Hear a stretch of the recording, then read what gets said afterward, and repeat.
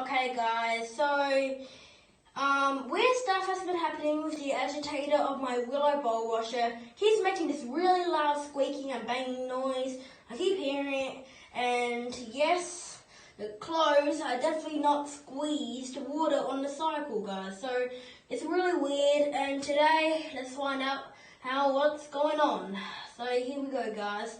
I'm gonna put this down here. So hopefully it's pretty wet down here from all whatever tanks I've been doing. But anyways, guys, I'm just going to do this. Alrighty, guys, go turn it on the cycle. There we go, and let's go.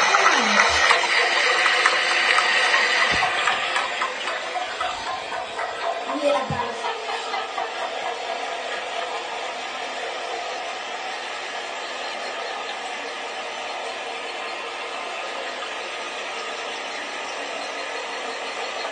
So this is what happened lately.